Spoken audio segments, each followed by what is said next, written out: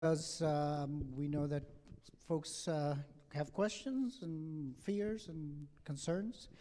With me is Reverend Sheila Miranda. I'm going to just pass the mic on to you because your title's too long. I never remember it.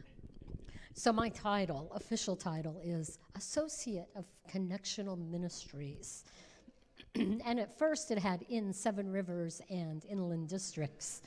And it still carries that, but I find that I'm really, my work with lay ministries, with youth trips to the Yakima Reservation, with laity. I meet every month on Zoom with laity. It centers in the eastern side of Washington and North Idaho, but occasionally it goes across the conference as well. And if you were interested in taking a certified course, the entry-level course is taught by Sheila also. The basic course to be a certified lay speaker, say lay minister, lay servant. And of course, Cody, you all know Cody, needs no introduction. And we have Steve Kazda from our sister church in Asotin. And we have Mike trying to come in discreetly. Under the radar. Yes. It always gets set up front when that happens. Just warning. So what I like to do is I like to start us off with a word of prayer. Let's pray. Loving God, thank you for being with us. We know your presence is always here. But there are moments where we really need to have that sense that you are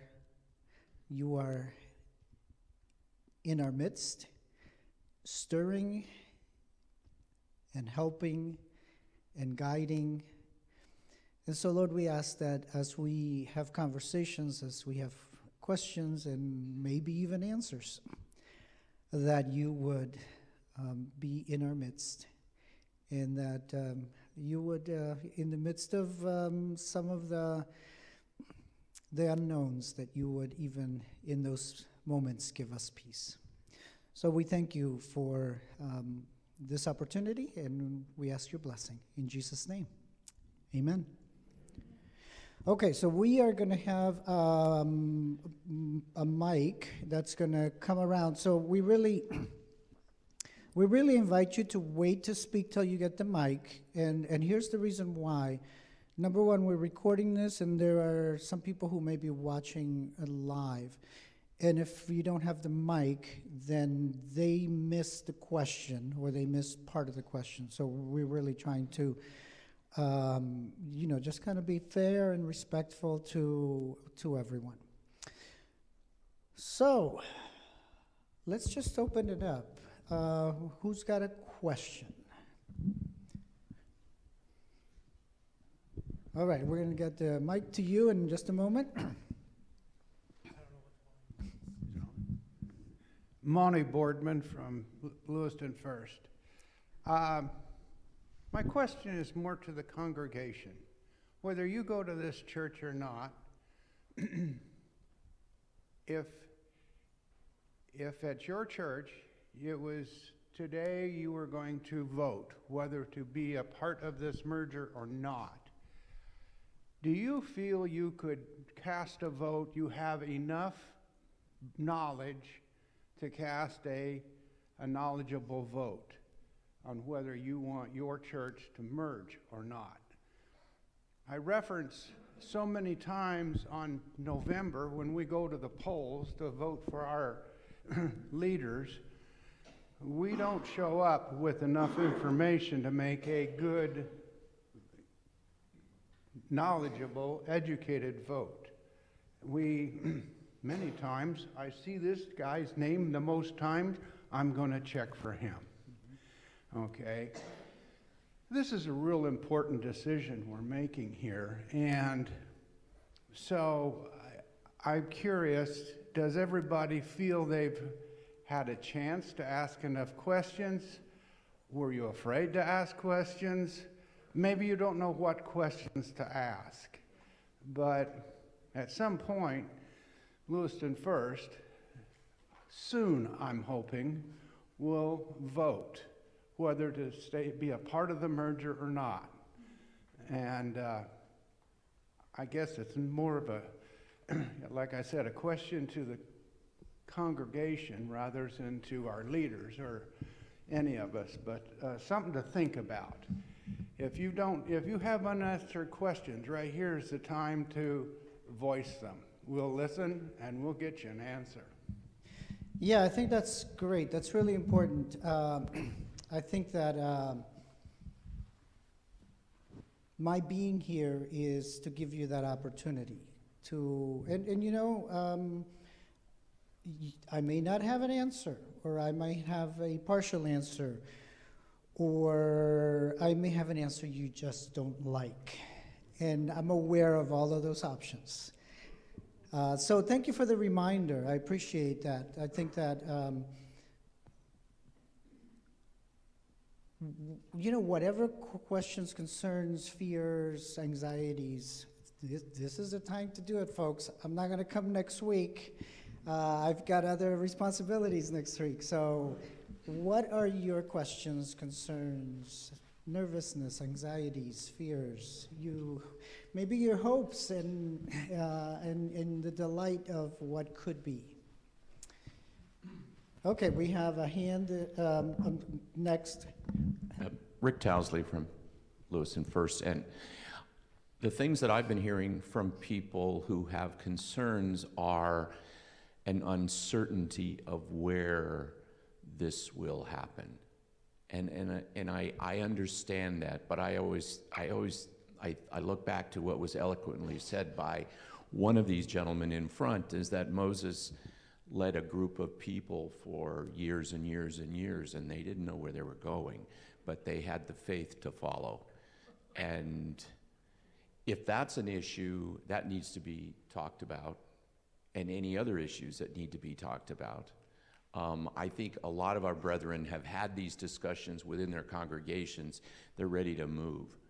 They're ready to go. As my son, who used to be a car salesman, would finally say to somebody, "We've done a lot of dancing, when do we start kissing?" And we're kind of at that place, I think. Right. So. Thank you for that comment. And by the way, I would add a second story to that. There's a lot of them, but let me give you another Old Testament and then give you a New Testament one.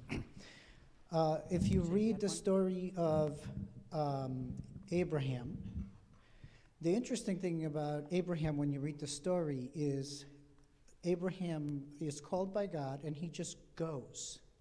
Interestingly enough, he doesn't know where he's going. He just goes. It's a wonderful story when you read it, and you pay attention to that little detail. And in the New Testament, we find a different kind of story. We find Paul, Saul, who becomes Paul, who doesn't want to go. He is like, there is no way I'm going. I don't like those people. You can't make me. And God did. And so he went and he became one of the ardent leaders of the Christian movement. Sometimes you're right. Sometimes we don't know where we're going, and sometimes we act in faith. And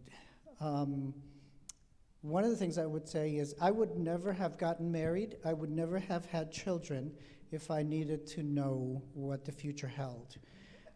Because sometimes I honestly feel really bad for my wife because I don't think she got what she was hoping for. But who knows, right? I've lived overseas. I didn't know what I was getting into until I got there. But God was with me in that whole process. So, yes. LaFonham, Lewiston First. One of the basic questions that I think that I've heard people talking about is who votes? So is it just the members of the church or the people that attend the church regularly and have for years? Mm-hmm. Who votes? So one of the things that I have suggested to you, to your pastors, is that maybe you have some clarity around, let's say, I don't know, let's say yellow ballots for people who are members of the church and purple ballots for people who are attending. Maybe they're attending for the first time, and maybe they're attending for years. They just never joined for some reason. And it does two things for us. Number one, the discipline very clearly states that it's members who vote. But what we don't want to do is we don't want to ignore the voices of those who are not members. And so to me, I think it would be helpful to know, first voted, we had 40 members who voted this way, and then we had 40 active attendees who voted this way. It gives you a broader picture rather than ignoring voices, because it's a big decision, and one of the things we don't want to do is come across as we don't care what you think. We do need to know where people are and how they're voting. But at the end of the day, the discipline is very clear about who gets to vote. We can expand it for the sake of having a bigger picture, because I just think it's gives us kind of a broader sense of where people are. So I don't know if that helps you. Great, thank you.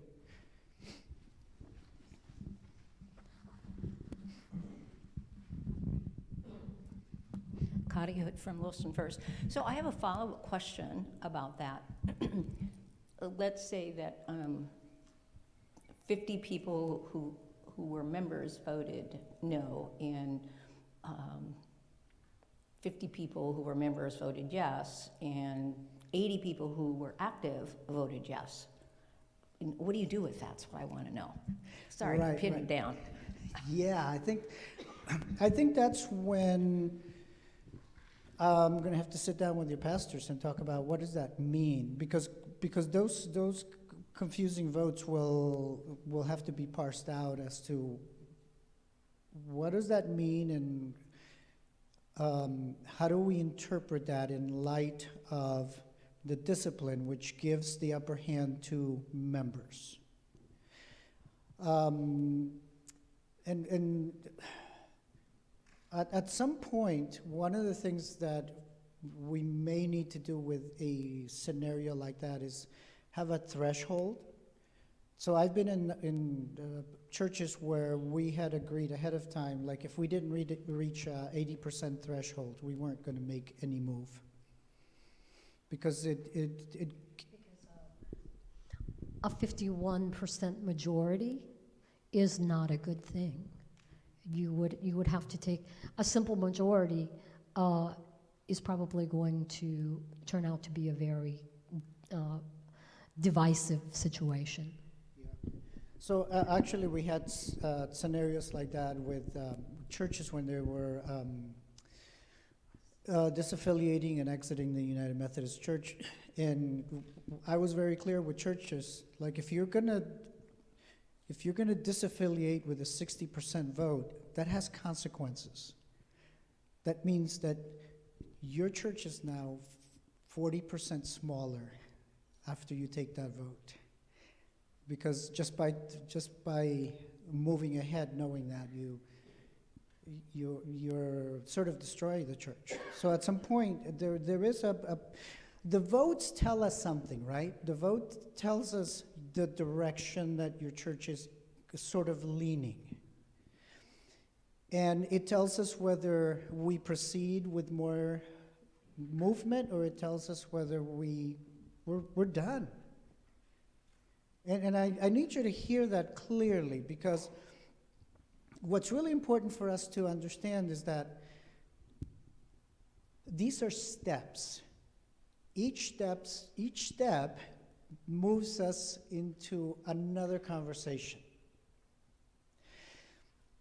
If a church votes with let's say 70% that they want to move and 30% that they don't, That tells us something. I mean, you got a majority, like Pastor Sheila said, but that's a very tenuous situation. That tells me, yeah, we're probably done here. The conversation's over. Nothing more to do. If you have a 95% yes, 10% no, that tells us that we have a really solid majority. We should probably have some other conversations, and we could go to the next level. I think it's important for you to know that the vote to merge is not the vote to merge. The vote to merge tells us that we can move to the next step. Am I making sense? No. Okay, so here's the thing. A merger is a really complicated thing when you have even two churches. Now, in this situation, we have 4 churches. So the vote to merge tells us the interest level. Once we have that interest level, then we can begin to have deeper conversations, which are hard. And I think it's the conversations that the gentleman first alluded to and spoke to, which is, okay, now we know we're all interested. We've gone from just being friends, now we're starting to date. What happens next? Do we Have an engagement? do you know where we're gonna live, right? That's one of the questions. What are we gonna call ourselves? What is gonna be the 2 or 3 defining visions? What's going to be our mission going forward? Because you have 4 churches that have different personalities. So now we have to begin to merge and start talking about what could we be instead of groups of 30 and 40 people? What could we be and what could we do in a group of 120 people? What could we do if we don't have 4 roofs to repair, 4 utility bills, 4 apportionments? I mean, Property taxes. property management, right? Because the thing is that we have 4 churches within 10 miles, most of which are using a majority of its resources to maintain staffing. And let me just go to Steve. Steve, can I put you on the spot and have us tell us a little story that happened a couple of months ago that changed the future of your church? Certainly. I think I know what story he's talking about. So let's see if I can lay it out. When merger first raised its ugly head, and the comment was made, in fact, the invitation was given to me that the other churches were talking about merging, and did Asotin want to be included in the conversation? Now, I took it to my board, and they said no. But we'd like to sit in so we know what's going on. 2-3 months later, we have a flood, which did a substantial amount of damage to a building we rent to the school district. And now we went from not being interested to being interested, if nothing else, to save us and keep us afloat. Because we can't do this. We're too small to support the property we have given this new tragedy. Month to month we were fine. Well, mostly fine. We were surviving. We were making it. Our apportionments weren't always paid, but we were making it. The conference wasn't getting too cranky with us. We found out, however, that the damage wasn't substantial enough for their conference insurance to pay anything. It didn't meet the $100,000 threshold. Ouch. So now we have $25,000 to $40,000 out of pocket somewhere, sometime. Luckily, the school district fronted that money for us. So the building was repaired. They're still occupying it. And at the moment, we're still all talking nicely to each other. But the reality of it is, one more hiccup like that, and we might just as well lock the doors and walk away, because we can't pick it up. And I'm not so sure that we're the only one in that boat, but now we know it. We know we're there. I don't know what happens at Lewiston First or Clarkston if they have a major situation. I think maybe Clarkston's got enough money, but I'm not sure about Lewiston. And I know that in the case of Orchards, Mike's going to retire in a little over a year, and he'll be gone, period. He'll be without a pastor. That's a disaster. So we need to figure out what it is we're doing for our churches to keep us viable, to keep us engaged in our communities, and to keep us finding a new path to ministry. Because, at least for part of us, what we're doing isn't working real well. We're just surviving.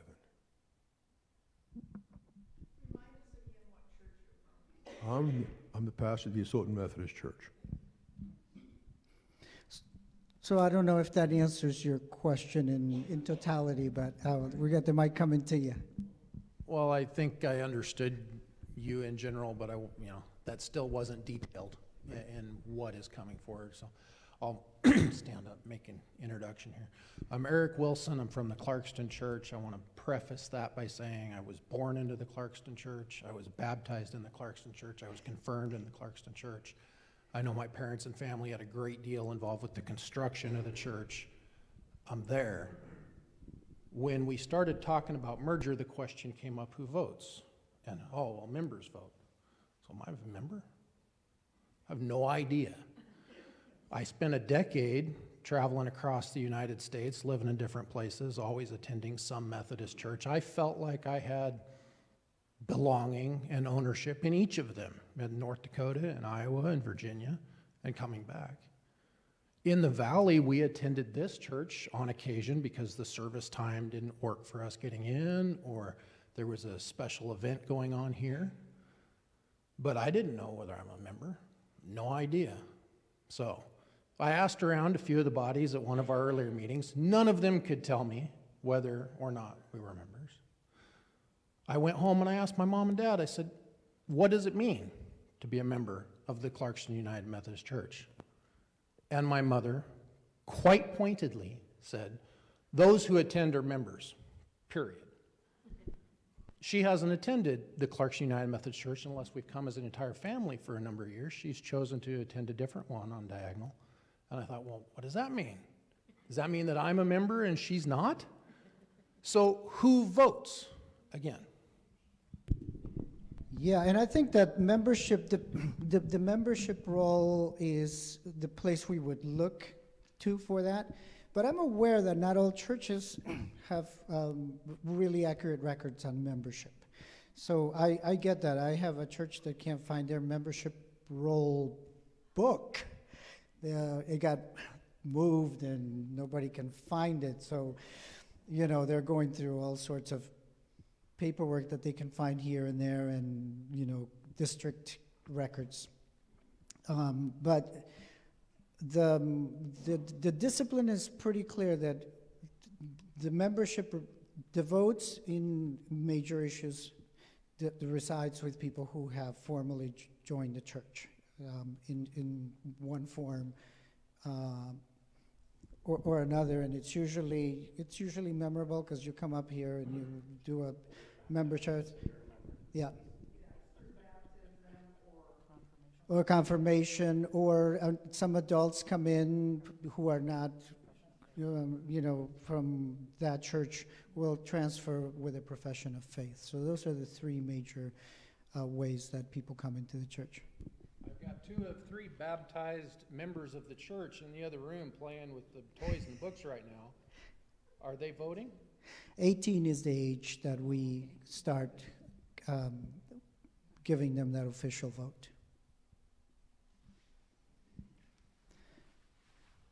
Okay, did we see another hand over here? Yes. I'd have to do this. I'm Clarkston Methodist since 1947.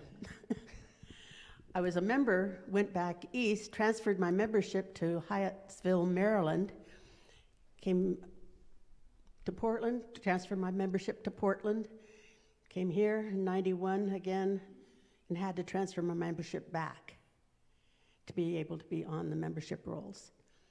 My mother was a member since 1947 and is not baptized until she was 93 years old. So she didn't have the baptism and the good things that we're talking about. I'm a historian. I do the Clarkston History Project, which is 125 years, going on 126. And the conversations I've had with some of you is that, well, the church where I was at threw all their records out when we moved. I want to really caution the smaller churches and the churches that do decide to merge, that are giving up their identity to become a new identity for all of us if we do that. Don't throw your records out. The church history, the past is as important as the future. The things that have happened in our church and who we are as a church community has an imprint, or footprint, if you would. It's important to keep it together and add to it rather than throw it out. Yeah, and I'm going to second that. We actually have an archive. If you ever think, we have these records and we're not sure we need them, we have an archival system on the east side and on the west side where we keep those records. So if you ever need to go back and look at them or find something, they are there. One of them, on our side, it's located at Central Protestant Church. So we have a lot of records there. Like all the churches that disaffiliated, we kept copies of all their membership so that we can come back to it, because sometimes people come back with questions.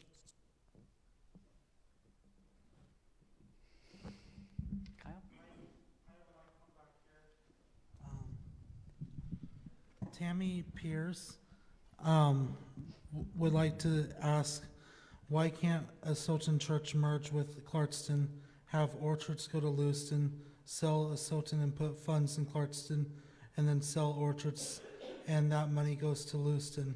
We would then have one in Idaho and one in Washington. Right, so what is her name again, Tammy? Her name is Tammy Pierce. Okay, so Tammy, you bring up a good question. That is a possibility, but we would want to make sure that it is that if something like that happens, it has to be as a merger. And let me explain to you why. We're back to the discipline. If a church simply closes, that property and those funds go to the Pacific Northwest trustees. It's a closure, it's done. The reason why we here are all talking merger is because when we have a merger, we have different possibilities. So let's go to an easy scenario. 2 churches merge. There's a lot of paperwork because we need to know all the story, the histories, the finances, you name it. But when 2 churches merge, what we are able to do is have conversations with the Pacific Northwest trustees to use those funds to do missional work.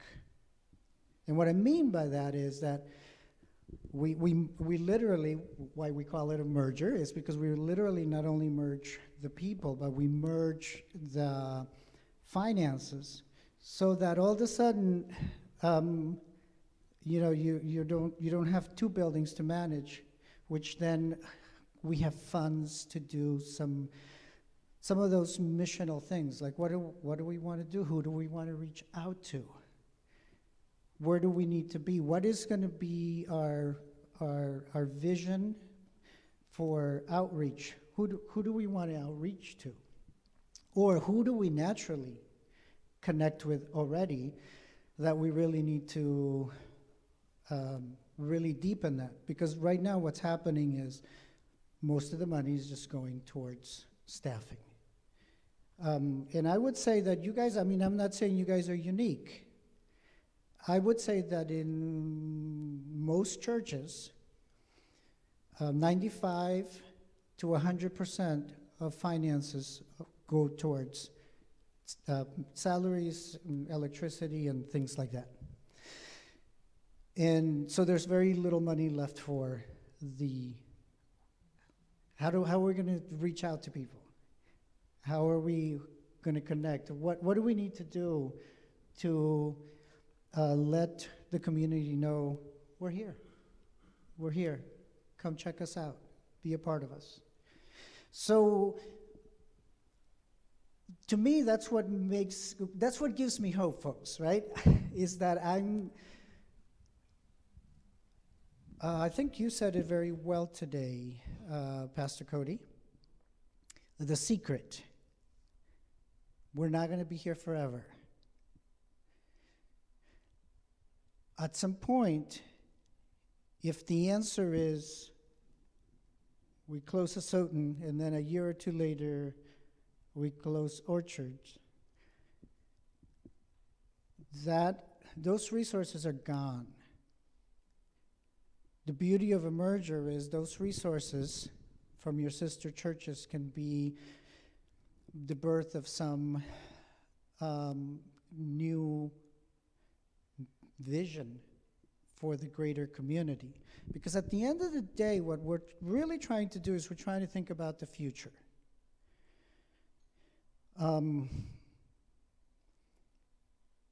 Because if we do nothing, let's just say we do nothing. We all agree that we don't want to merge. Statistics tell me none of the 4 churches will be here in the next 10 to 15 years. And we could see that from the numbers. How many did we have in 1950? How many did we have in 1960, 1970, 1980, 1990, 2000s? And we begin to see a really big trend. And it doesn't take a really smart person to see the average age of who's here.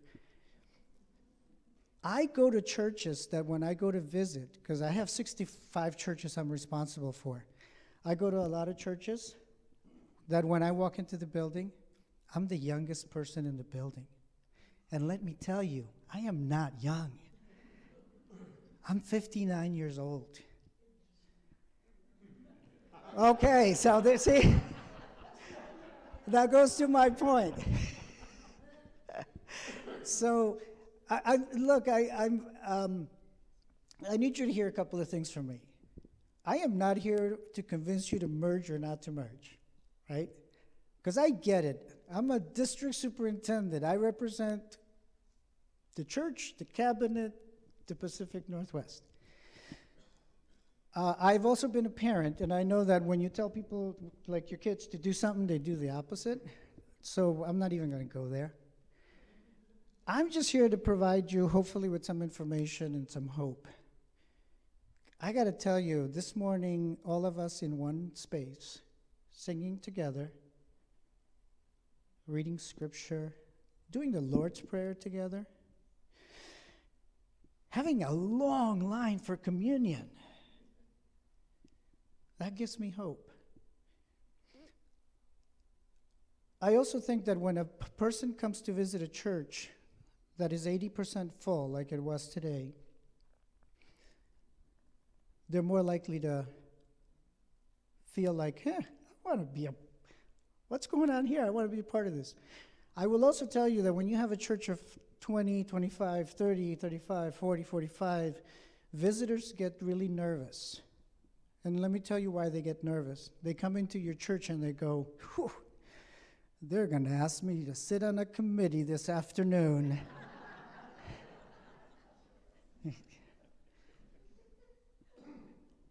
And you all are laughing because it's happened to you. It's scary to walk into a small church. It's scary to walk into a church of 15 people. It's really hard. And there's no value judgment in that, because I love Steve and I love the people from his church. Vanetta, where are you? Right? You know that I care deeply for you, right? You and I have been on the phone for a long time doing a lot of trying to patch things together. It is just simply one of those realities of life. What you do is up to you. So I'm going to present you, and I'm going to say I. When I say I, my wife was whispering in my ear. You all have another option. Because I'm hearing you, sir, and I'm hearing you, sir, with some, like, just concerns and, like, what ifs, and we don't know enough. And you're right. I'm not going to disagree with that. We don't know enough. But one of the things that I've done in a previous church when I wasn't sure is we simply did a straw poll. It's not a commitment. You don't have to sign your name to it. It is not binding in any way, but it gives your pastor an idea of whether this is worth pursuing or not. I did it in a church where we were talking about LGBTQ values, and we didn't know, and we were fearful that it would come down to what one of you named over here, that we would be 50-50. Worst case scenario. We didn't know, so we took a straw poll. We said, folks, we just want to know, there's no commitment to it. The straw poll came like at 86% in favor of becoming a welcoming congregation to the LGBTQ community. Whew, talk about a sigh of relief. And then we did some informing, we did some more conversations. We took the vote again and it passed with like 93%. Even better than the straw poll. That is an option that you all have at your disposal. It just gives Pastor Cody information. If it comes down to 50-50, 60-40, 70-30, then Cody's going to call me and say, Pastor Daniel, I think this conversation's over. We're done.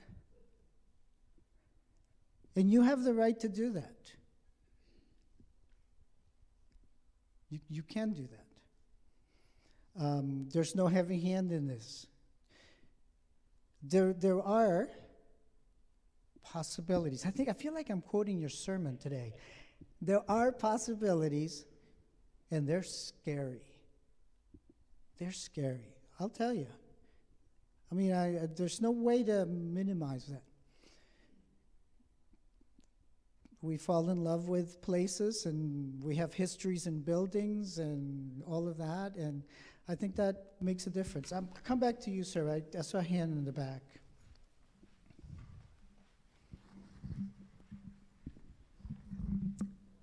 Pat Schrupp, go to Lewiston here. I don't know quite how to put this in words, but is the initial vote to merge all four churches? Is the initial vote just to merge a couple of churches together? If the vote is to merge all four churches, then do you take another vote to see if you're going to merge two churches with two churches, or if you're going to I guess I have a lot of questions of what if we vote to say we want to merge, then where do we go from there? Because I'm confused of what happens after we say, okay, I'm okay with merging, but now what? Does that automatically put us going to Orchards or to Clarkston or, Asotin? Obviously, Asotin wants to merge with somebody. I Yeah. heard that. Right. But I just don't know, when you say, can you vote, are you ready to vote to merge? I need to know a little more information to go with that. Yeah, actually, that's a wonderful question. Thank you for asking that. So I think that this initial vote gives us some direction, because we don't know. I mean, there's a lot of things we don't know, and we can't plan. We don't want to plan the end until we have enough information. So let's say that all 4 churches say, yes, we want to merge. What I would recommend happen next, and I've already talked to your pastors about it, is that we have like 3 people from each congregation who would sit down to meet regularly with the pastors to talk about, okay, now that we have the general idea that we are interested in this, what could it look like? Because you're right, to simply have a vote to say that we're going to merge, that's not telling us that we're now committed to that and there's no way out of it. But the vote to merge is really one of many steps that gives us permission to move on to the next step and to have the deeper conversations as to who are we going to be. Let me give you another scenario. Let's say that only 3 churches vote to merge and 1 church clearly votes not to merge. Those churches may choose to have the merger conversation. It's going to have consequences for the church that doesn't. Unintended consequences, but consequences nevertheless, especially if those 3 churches choose to move into a merger situation. If only 2 churches choose to merge, that's a different conversation. I think that we are so used to believing that we have to have the "and" answer in order to move forward with anything. But I don't know about you all, but when I was much younger, I had sort of mapped out my life. And let me tell you, it has not panned even close to what I thought it would be. I have zigged and zagged through a lot of places that I never thought I would end up. I ended up it was all good. I ended up in the Philippines. I ended up in Japan. I was a drug and alcohol counselor. I was a pastor. I served 2 denominations. I became a district superintendent. There was no way I could have foreseen any of that. I began some journeys, and I was curious. And here I am. So I don't know, does that answer some of your question?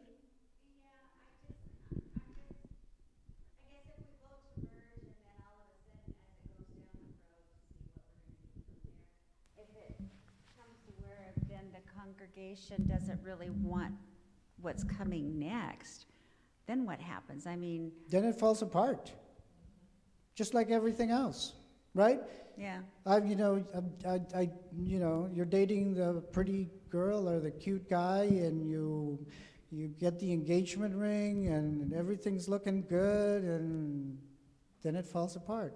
Or maybe even you get married, and then it falls apart. Or you get married and you have kids, and then it falls apart. There's no arm twisting in this. At each step of the way, at some point, a church could say, you know what? We're done. We're not moving to step 2, or we're not moving to step 3, or we're not moving to step 4. A 4-church merger is complicated. We are talking about having some sense of agreement with about 150 people. All right, so here's the deal. In our house, my family, myself, my wife, and we have 3 kids. On any given day, we don't agree on anything. But we stay together, and we look out for each other. We're talking 150 people. Are we going to make everybody happy? No way. Look, before we go to you, you had raised your hand, sir. Yeah. Let's wait till the mic, because we have at least Tammy on the computer. As our residing district expert here, if you can tell us with certainty that anything in a vote, we're directed to take votes for members, what constitutes a quorum? What constitutes a quorum is that your pastor, in agreement with your, what do you call your board here? Council. Okay, in agreement with your council. So the council and your pastor would agree and say, we're going to set a date. That date has to be publicized for at least 2 weeks in at least 2 different formats. It could be set out 2 weeks ahead of time. It could be set out a month or 6 weeks ahead of time. You would want to make sure it's not like a 4th of July weekend, right? Because so many people are out. You want to choose a weekend where, I mean, when I do these serious votes, I even think like, who's playing football this weekend, right? Because that affects. People are going to leave church early to watch that game. But you choose a date. The people that show up that date who are members are the quorum. Okay. There was a hand, yes. Okay. Sherry Cole, Lewiston First. Did you say that if a building is sold, that the funds go to the trustees and the district, or so? And then they decide what kind of missionary work? Yeah, if it's a closure, that's the way it works. What if they merge? If they merge, what happens is this is why it takes so much paperwork to merge, because we want to know, like, how much money is in the checking account, how much is in savings, how much is in the foundation, what money do you have allocated to scholarships, you name it, CAMs, building fund, roofing funds, because when we merge all those accounts, we want to stay true to those. So the roofing, let's just say the roofing account at Asotin Orchards would then be merged with the roofing account, and then there's more funds for that, because we want to stay true to that. So in a merger, that's the beauty of it, is that we merge and we stay true to those dollars, and they become the source of funding a better future for the church. One of the things that our bishop really keeps asking us, though, is even in a merger, we really want to talk about what are the missional purposes. So what are we doing to bring people to Christ? And how do we do that better? And you know, there's no easy answer, because what works in Spokane doesn't work in Lewiston or doesn't work in Seattle. So it becomes, what is God calling us to do? At the end of the day, that's my big thing, right? What is God calling us to do? And it might be to serve a partnership with the school system, or a partnership with the hospital, or a partnership with the homeless, or a partnership with, other older people, because we're not going to run out of older people, I know that some of your churches have good partnerships within your community. It may be just continuing and enhancing those partnerships. Those things that you've been doing don't necessarily go away, but it's looking at them and assessing, how are we going to move forward with this? Is that helpful to you? Partly. So the mission type money would stay in the community.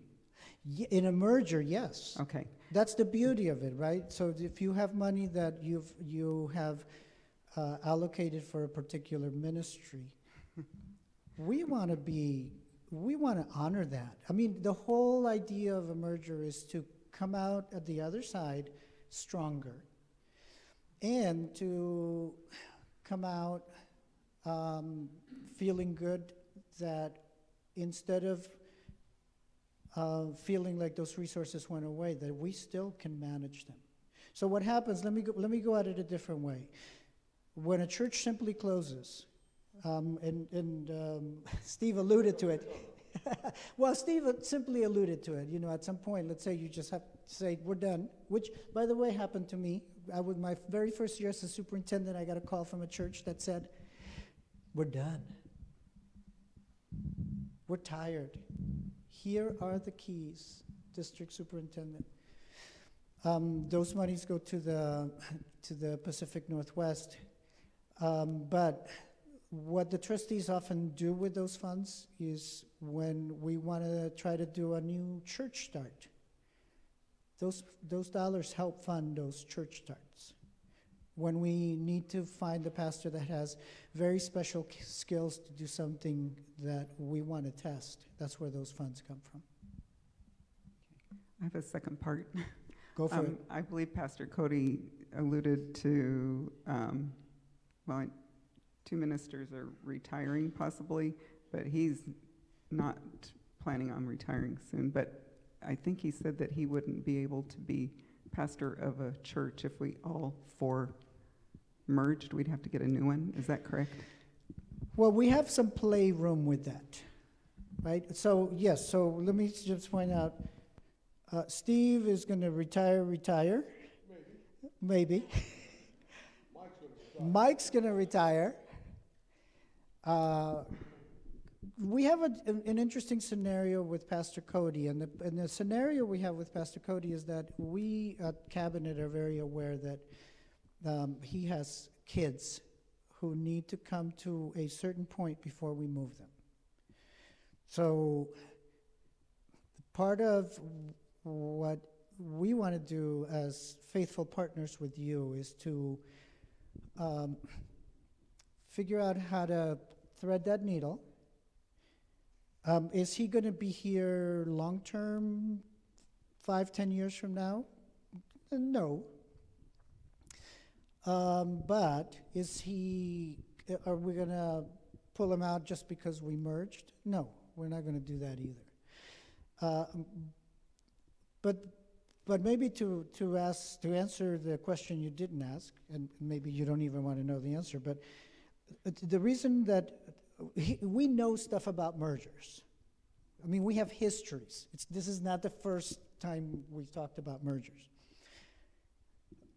The interesting thing about mergers is that we often need to sell all the buildings and get a new common building.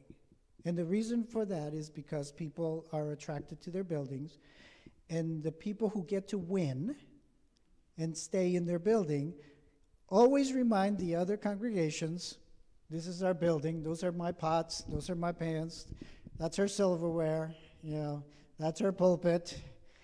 You're getting my carpet dirty, you name it. And so that's the reason we recommend in successful mergers that we start fresh. We often recommend that we start fresh with a pastor. Because if we have 4 churches merge, 2 churches are going to say, that's our pastor. Our pastor. We love him. Our pastor. And whether we want to or not, because these are all unintentional, right? I'm not saying you all are going to be mean and say, that's our pastor, don't touch him, right? What I'm saying is that sometimes what happens is intentionally or unintentionally, the church that comes into another existing building with an existing pastor feels like a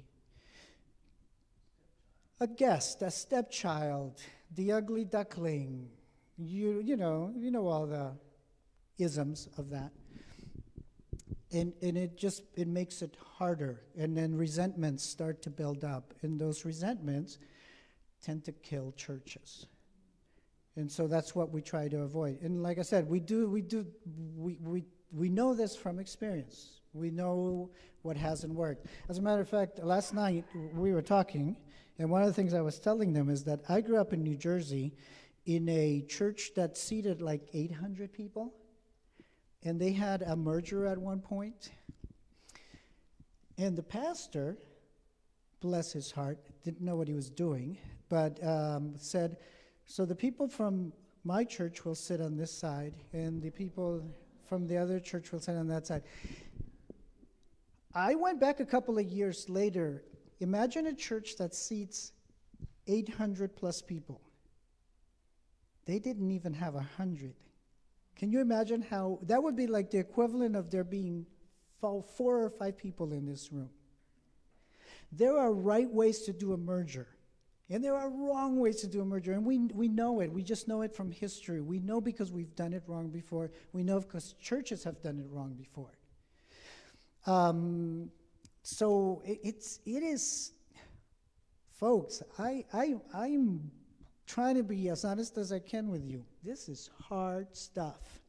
This is not for the faint of heart, right? This is tough. But here's the other side of the coin. 4 smaller congregations going it on their own then doesn't look that great either. The statistics are kind of against us. You'd be surprised how many churches I have that have less than 25 people on a Sunday. And what has happened is they were full-time, 3/4, half, 1/4, lay-led. And in 1 or 2 cases from lay-led, we go to like a house church. What do we call that, Sheila? Fellowship. They become a fellowship. We know the trajectory. It's very hard to change sometimes. And the beauty of sometimes the change is that if you can start at a neutral site, you get to reinvent yourselves, and you get to have a grand opening, and you get to say, this is a new place. Come and check it out. And you got to be ready for the nursery and all of those things that you're not necessarily planning for now. Sir, you had raised, we'll come to you in a moment. It's coming to you. I missed it. So let's put a fictional timeline together. If we had that official vote today, because we advertised it 2 weeks ago, and we came out with a strong 85% let's merge things. So we're gung-ho, it's going to happen. And we've got a lot of issues to work out with 4 churches over some time frame, and 15% of our congregation that is very important need to figure out how to get their problems addressed by the bigger group. What's the time span for that? Is that a 3-year job? Is it going to take 3 to 5 years? How long is it going to take before we're one congregation, one church, whether we own multiple buildings or not? How long is that going to take officially? That is kind of up to you all. I mean, we can move as fast as you all are willing to move. We can move as slow as you all are willing to move. That's the thing, is that I get the feeling that some of you are concerned that we do the vote and then we have to make decisions for tomorrow. That's just not the way it's going to happen. We vote. If there's energy behind it, then that leads to another group of conversations, like, which buildings, what place, is there something that is that we could maybe not even buy, but rent for a year or two to experiment. I just think it takes, I think it potentially takes 1 to 3 to 5 years to do this. My question is, we already have 2 churches that don't have 5 years. And what happens? And I'm sorry, guys. I know it feels like I'm kind of picking on you all, but it's just the reality. It's that what that timeline is, and so we may have to come up with alternate realities here. Well, then I'm really going to sound like I'm picking on people, because if it takes us potentially 5 years to be merged, judging whether or not that was a success and a good choice and how we live in that new merged life is going to take another 5 years, 3 to 5 years.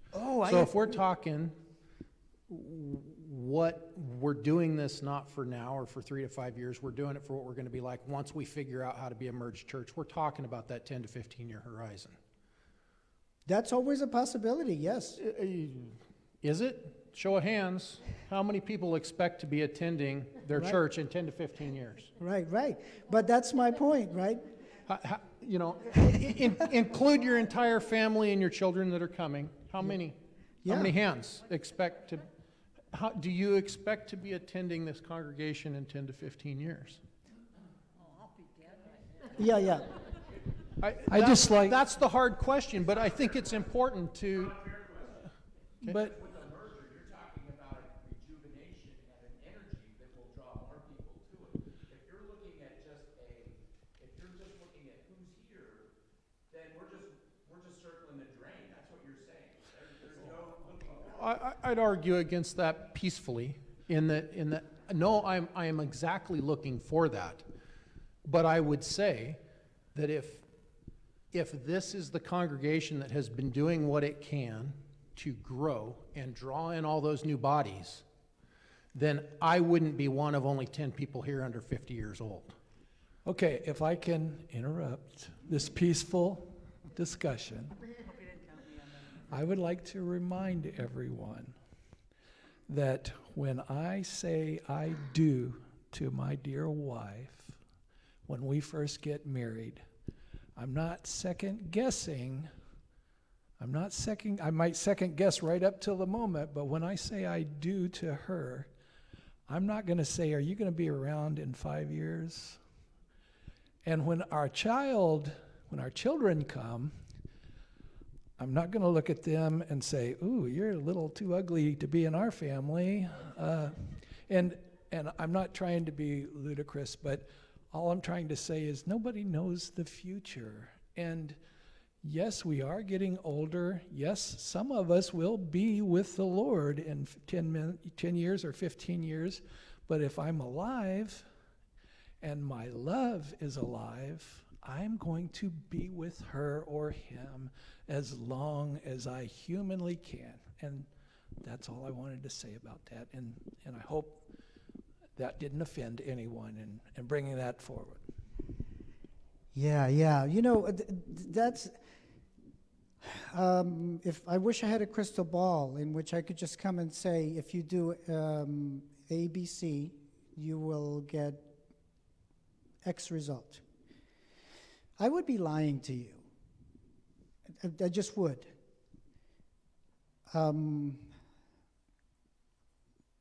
This is this is simply an invitation to a community to take step 1, and then maybe test step 2, and then maybe step 3, and maybe then it falls apart. And sir, you're correct. It could. If it takes too long, we're all in trouble.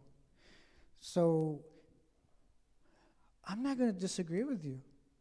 I think that forward movement is a friend, but it is scary. I get it. So Vanetta has got her hand, and then after that, there's another person in the very, very back. Can I say one thing after your question? Vanetta from Asotin Church. I'm the type that want to move. I want some steps. I don't want to just continue to go on saying the same thing over and over and waiting for this to happen and wait for that to happen. To me, there's kind of has to be sort of a timeline to get it started, which the first start you were saying would be the first merge vote. And so I don't know how many churches has done that already out of the 4. 2 have done that. So we're waiting on 2 more. Can we then say, you know, we need some answers within a certain amount of time, or it can take 10, 15 years. I mean, you know, I just feel people around us are now saying, okay, we voted, what's our next step? We need a next step.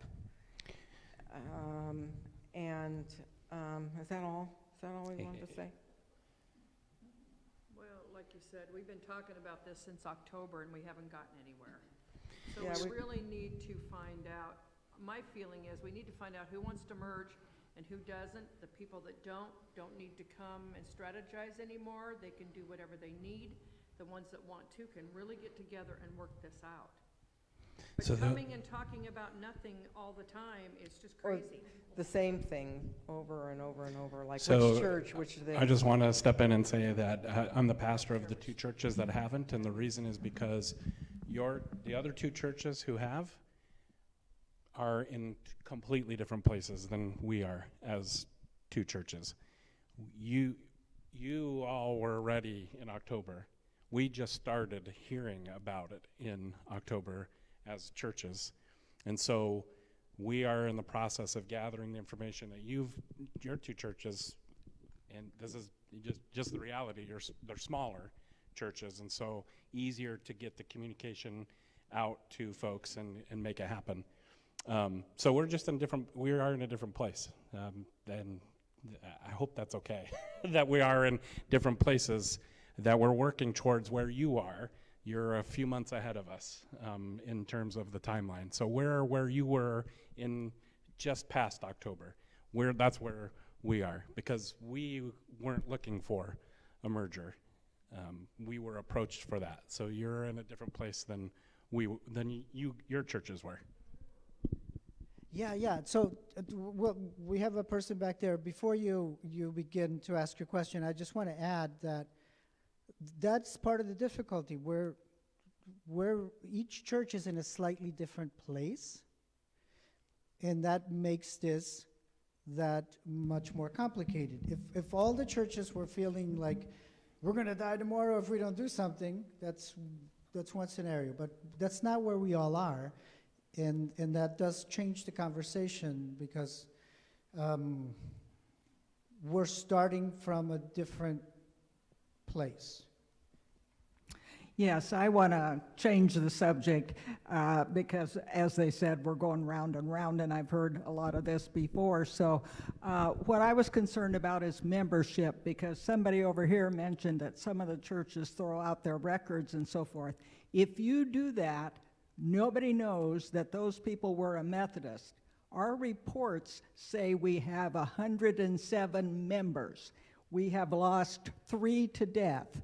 4 have left the church. We now have 100, I think, if I did the math right. That's all the district gets, is this one report from the membership chairman, because I've been it for 15 years. So if you want to know that you're a Methodist, you better be asking the right person right now and get a record of your membership, or it will not be there. Yeah. So record keeping is important. So yes, we don't want to, even in a merger, we don't want to throw anything away. We want to merge all of those together, so we know that this new church under a new name, meeting in a new place, is comprised of 4 churches that had membership and histories and values, and all of that is really, really important. So, yes, sir. Oh, we have an online one. Can you read it for us, please? Yes, Kathy Johnson asked, please, for clarification, the impetus to merge is primarily financial, i.e. preventing potential funds from closures to be kept local and not follow the current protocol of those funds going to the PNW conference. And then she commented 2 more times. Okay. So, so here's my answer to her. I think that if our motives are purely financial, we are barking up the wrong tree. We should just call it quits right now. Our motives need to be in a correct order, right? So you'll never catch me saying that money's not important. But what separates me as a district superintendent, as a pastor who's served the church for over 30 years, being a different person than if I were running a business, is that the money serves God, serves community, serves neighbor, serves something we have been called to do. If the only reason we are going to merge is to control money, I think we're done. That's a terrible reason. I would just be, I could be in middle management in some company that pays me a whole lot more money if I want to make money. I do what I do because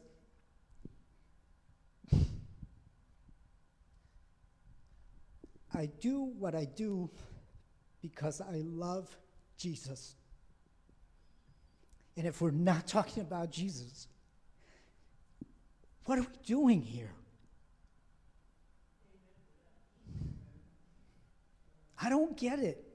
The money is only important in as much as it funds ministry and mission and neighborhood and kids and adults and dying people and the people that don't have a place to live. That's worthwhile. Money for the sake of money, that is not our business. And I won't go there, folks. If the only reason we're doing this is for money, I don't know what I'm doing here. Because I care about Jesus and I care about the people of Jesus.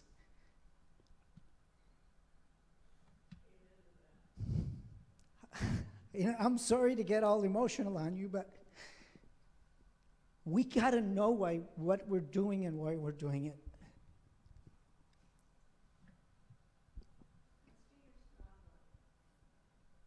What's that?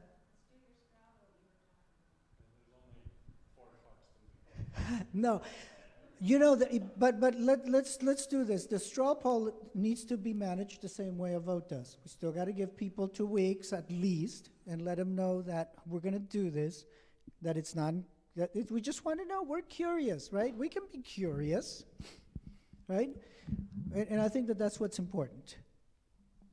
Could I ask for this type of vote, going back to what Monty said earlier?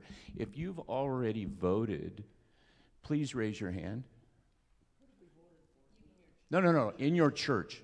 If you're one of the churches and you have voted, please raise your hand. Okay, please keep it up. Don't lower it.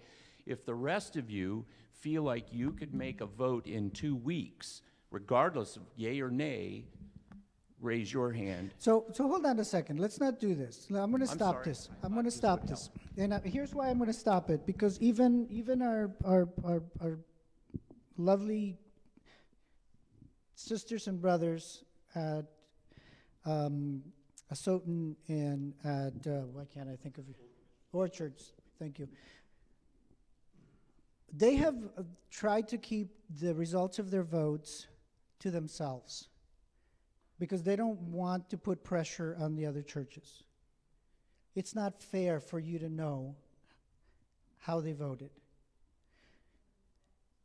Right, no, but I think that that's kind of where we were starting to lean by raising hands. I really think that each church just needs to take their time and do their thing and be honest with themselves and move however we move. And to that end, just to answer somebody's question about timelines, we've committed the two churches to have our vote by the summer. So if that gives you a timeline, maybe that will help you a little bit with timeline questions and issues. But we need, at our churches, because we do have bigger roles that are a little more messy, nobody's thrown any history away. When Darlene said that, she wasn't referencing our churches. She was referencing churches she knows of that have done that. We've got all of our stuff, but we want to make sure that we give people at least bare minimum 2 weeks of time, but we've committed a little more, probably a month, to get mailing out, word out, to use not just two means, but every means we can. So snail mail, email, Facebook page, yada, yada, yada, yada, phone calls, all of that. So that's where we are. So we've committed to be done by the summer. So June, start of June, basically. So if that helps with timeline.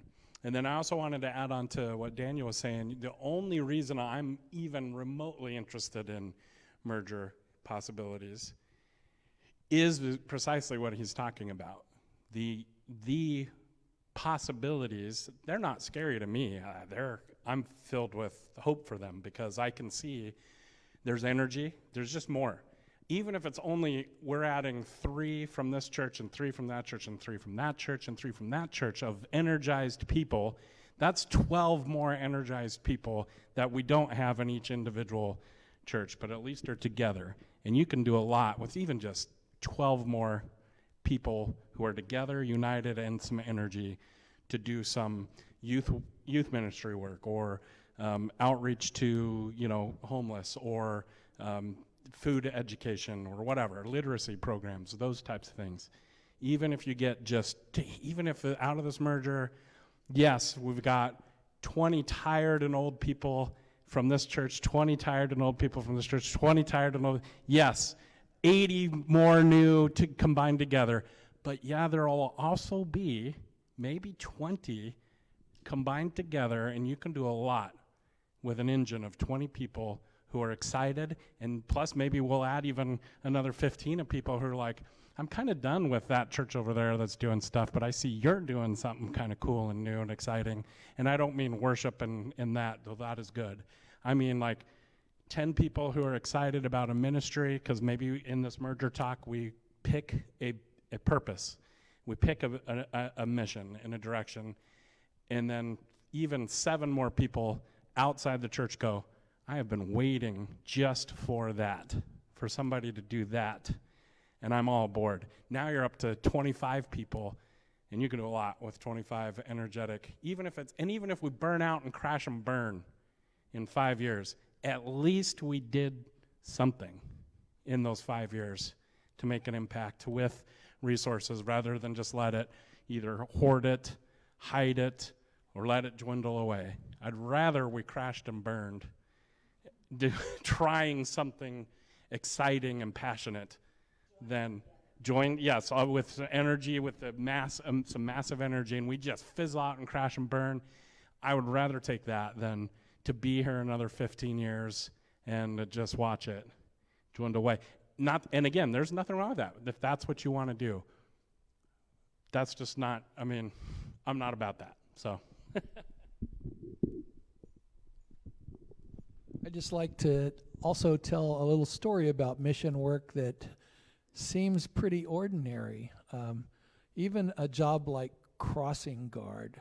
If you've got one person who loves kids and becomes a crossing guard anywhere in any of the school districts, it has an impact on lives that you would not believe. And so all the mission work that we do, it impacts people in ways that you didn't recognize, that you would not have guessed. And I can say this from experience because my wife and I were in Applebee's last week for dinner with our kids, and a young lady was she 18? She was a junior, in high school came up to my wife and she was crying. "Is that you, Mrs. Lawson? Can I have a hug? I haven't seen you in so many years. You don't know who you were in my life." And they both cried. And of course I didn't, because I'm a strong pastor, but You didn't know what you were talking about, Mark. but it just goes to show you never know, even when you're challenged, when somebody challenges you and says, "What kind of impact are you having in your community and in other people's lives?" And you go, well, I think you just don't know in the most minor ways how much you matter to other people, and your clothing in Christ, what it does for others. We'll get the mic to you. In the meantime, I feel like I have to say this too. Let's say that we have a church that says, no, we don't want to merge. I want us to be real careful and clear about that too. That doesn't mean that they've done something wrong. That just means that they made a choice. And that's fine. We all make choices. Nobody needs to be a villain.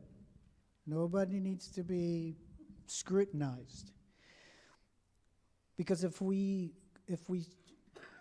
do that, then once again, we're missing our missional purpose. We can disagree and bless. I disagree with my kids a lot, and I love them and bless them. I think we need to just be clear about that so that we don't go into this. And I mean, this is why churches that have already voted are not wanting to, somehow pressure or feel like they gotta live up to something or that you gotta live up to something. This is just an opportunity. That's all it is.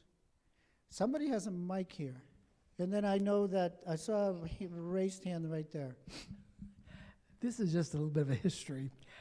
When I was about 17, 18 years old, I lived in Kansas City, Missouri, and they decided to put an interstate through, and it went right through the middle of our church. And so, you know what we did? We merged with another church. And then the other church was having problems, and we merged with a third church. So we were a three-church merge, and that was in the early 50s. And to this day, that is a strong, viable church still growing in Kansas City. Yeah. So while we're getting the mic to the person right here off to I'll say that Sheila and I were the pastors of a church in Waterville, Washington, that was even more complicated than what we're talking about. 4 mergers, but they were 4 different denominations. They merged in 1925, American Baptist, United Methodist, Presbyterian, and Disciples of Christ. And we had very clear rules as to how to do that. So I came into that church with Sheila as an American Baptist pastor. I was not a Methodist yet. And the rule of that church was, they rotated through the 4 denominations, so that's how I got there. And they said, well, you're American Baptist, so for the time that you serve us, we're going to act like we're all American Baptist. And we did.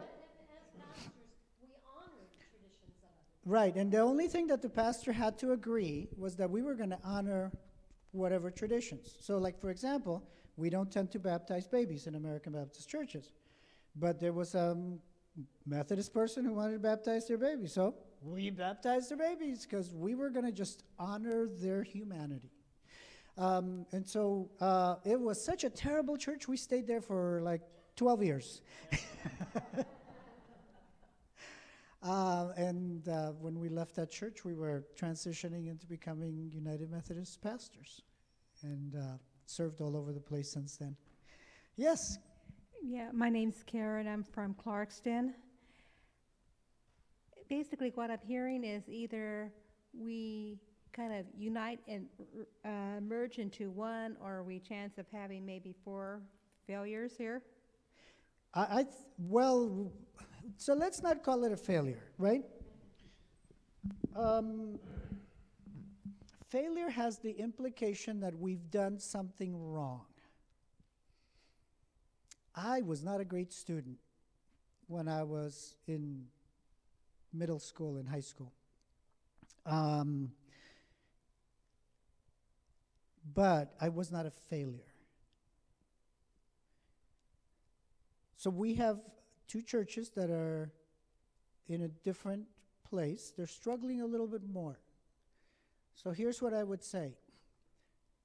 They are just at a point where it is likely that their timeline is coming to an end. That happens to everything.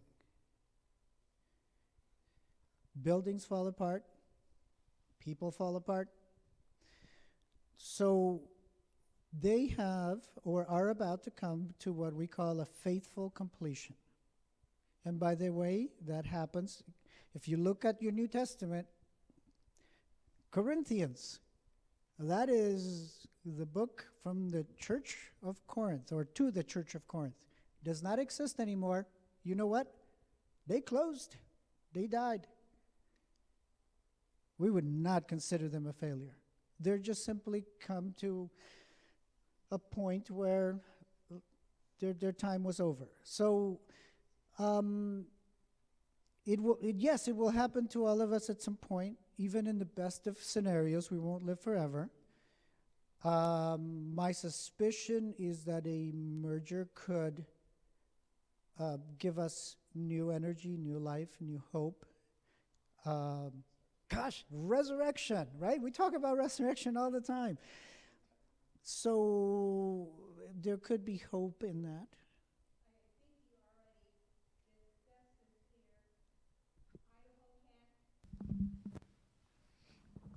I believe we've already discussed this a little bit earlier about the 2 Washington churches can't go ahead and combine, and the 2 Idaho churches go ahead and combine.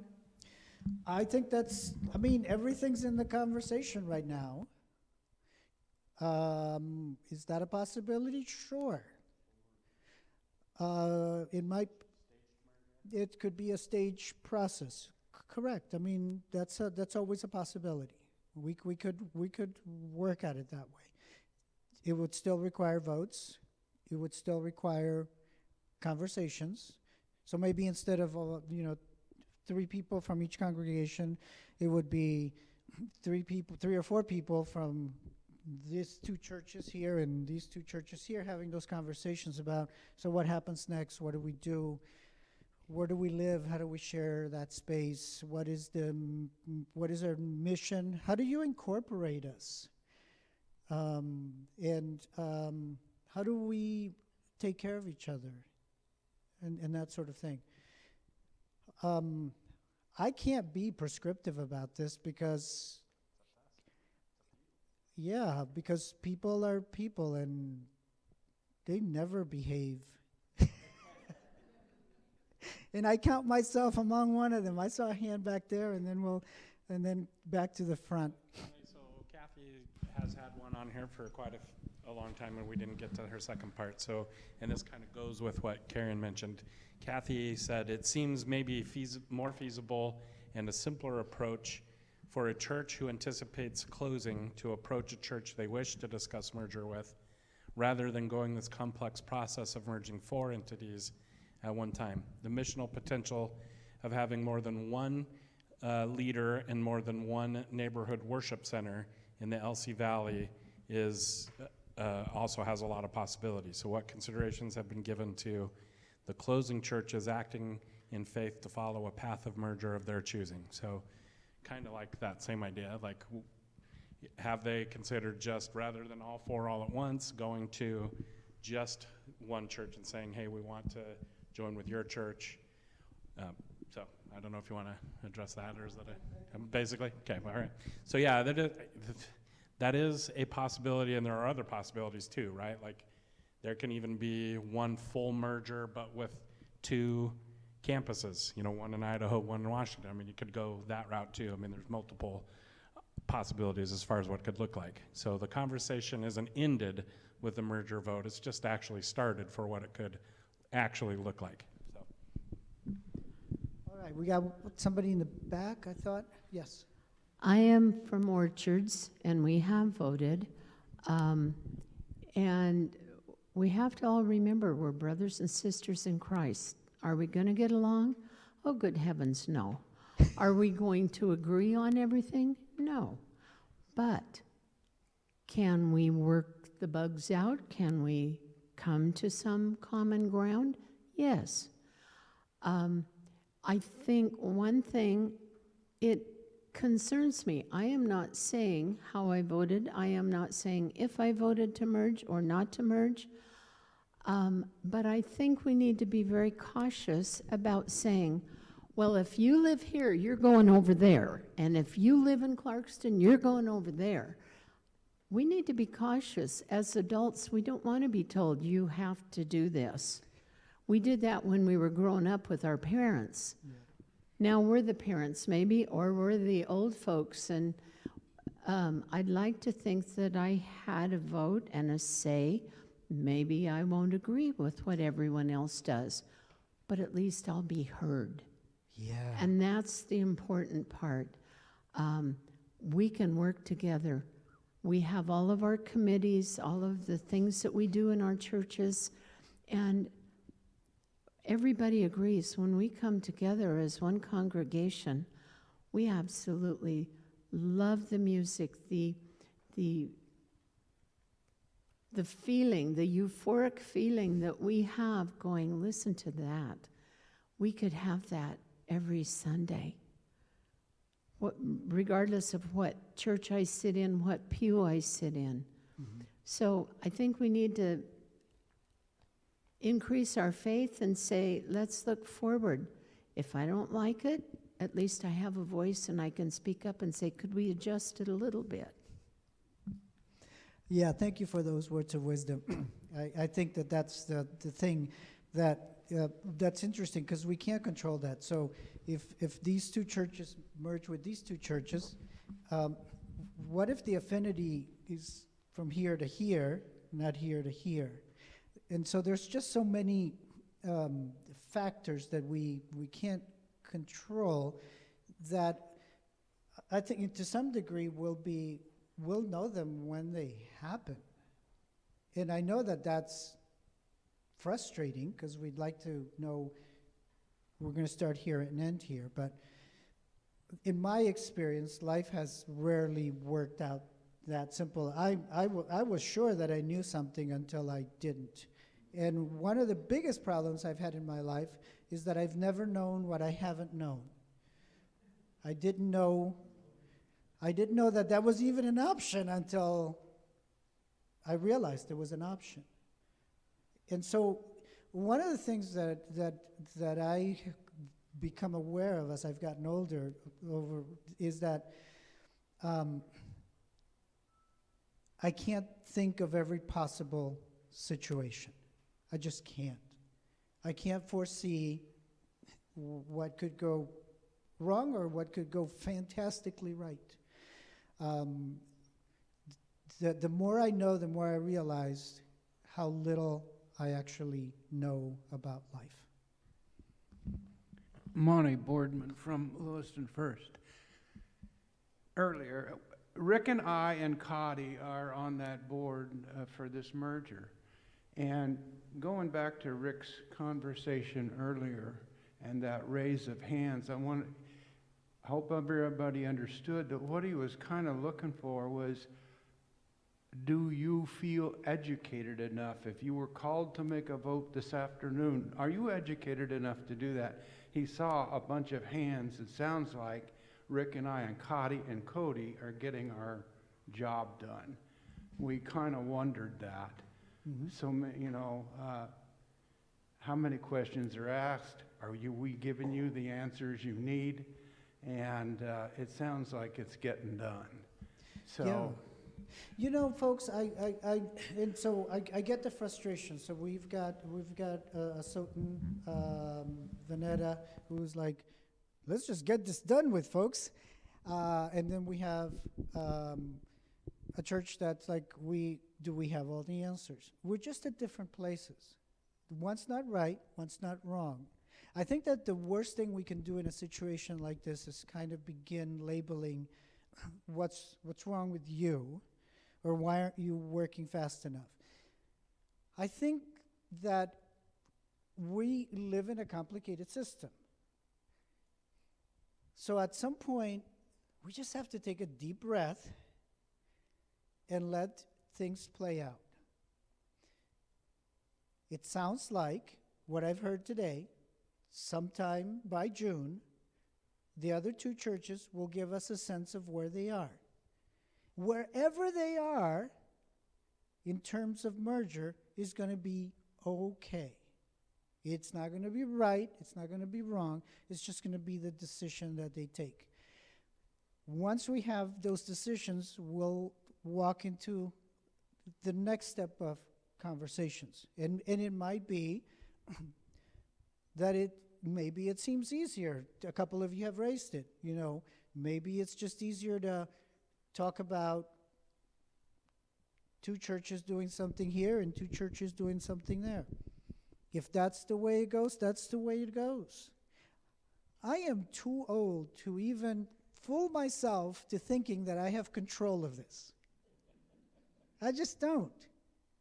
I can barely control myself. You know, Paul says that there are things I do, I don't even understand why I do them. The stuff that I want to do, I don't do. The stuff that I told myself is horrible, that's what I do all the time.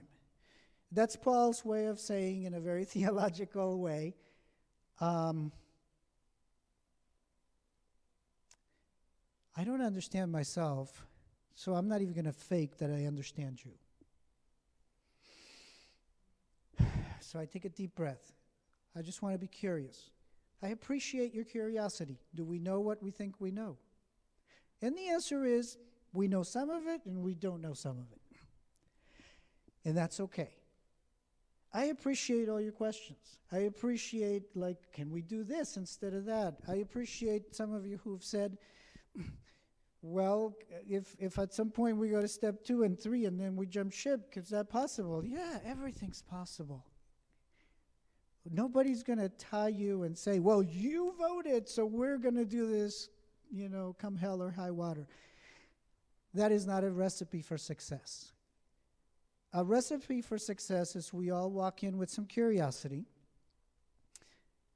and each step of the way we get some sort of confirmation in our heads, in our hearts. And as Wesley would say it, we would either get that warming of our souls, where we could say, how is it with your soul? Right? It is well.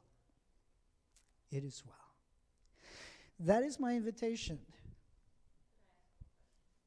One might coming your way. Connie Hood from Lewiston First. So is there any advantage or disadvantage from the conference level as far as whether the churches stay on either side of the river and in their own state? You know, I talked to the bishop about that, and he did not, because he had said something to me early on that caused me to think that there might be. So I clarified that with him about 2 weeks ago, and he says, no, there isn't. I think his thought was simply that a 4-church merger, wherever it ends up being, either in Idaho or in Washington, has a numerical advantage.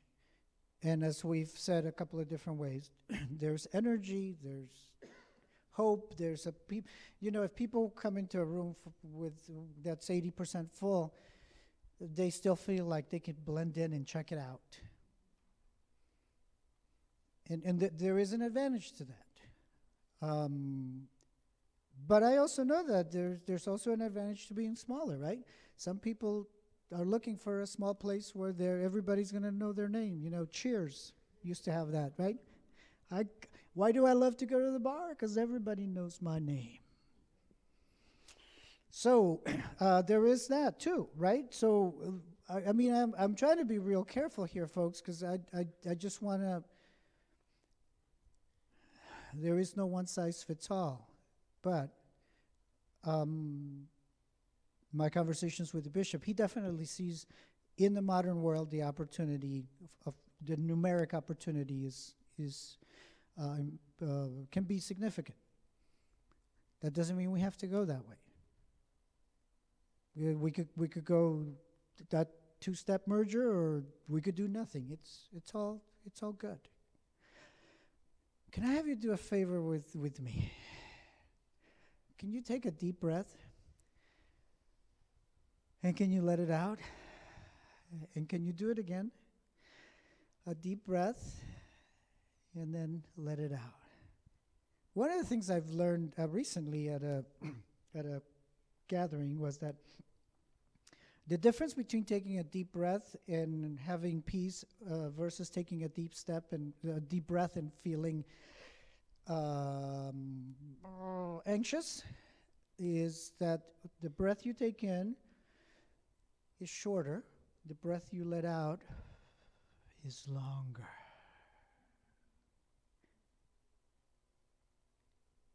Because the opposite is when people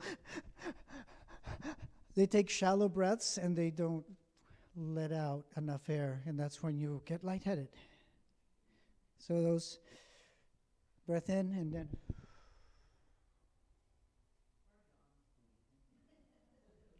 or yawn, yes.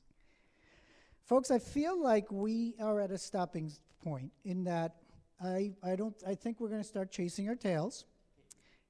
And so I'd love to bring this to a close unless somebody has a burning question. But what I like to say to you, first of all, is thank you. You just need to hear this from me. Thank you. Having this conversation is tough.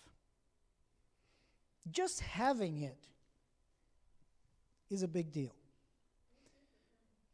You are very welcome. You are all important to me. Remember, I'm about Jesus, I'm about people. Huh? So you've done this church closure. It's hard. Yep. I've done a couple myself. I'm doing one later this month, a church closure. It's hard. So folks, thank you for the courage to be here. Thank you for taking time out of your day. Thank you for listening to me. Thank you for listening to each other. Thank you, pastors. This is hard work for you. And then I do dumb things like ask Steve to tell a really hard story. And like a good pastor, he gets up and he tells it. And he tells us something that's hard.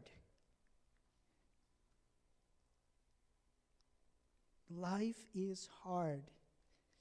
But then we're reminded by Cody that God is with us and that we are at a time of resurrection. And then it was beautiful to see Mike and Steve and Cody serving us communion and reminding us that, yeah, we have our differences, but you know what? There is something about right, there's something about that name, right? There's something about sharing bread together. And it's beautiful to be here with you. I did not answer the questions probably the way you wanted to hear them. I hope I did not break your heart in any way. I came because I deeply care for you and care for your future. I care for you even if I don't know you because you're a child of God.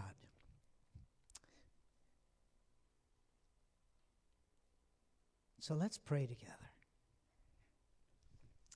Loving God, You are so good to us. And you walk with us through these difficult situations. You are not asking us to do something that you didn't do for us. You gave everything. And you're asking us to just have some conversations, some curiosities. We don't know where they will lead, and that's okay. But Lord, I thank you for everyone in this room, everyone that's watching on live format. And that you will give us peace, no matter which route we take. That you will remind us that you are with us.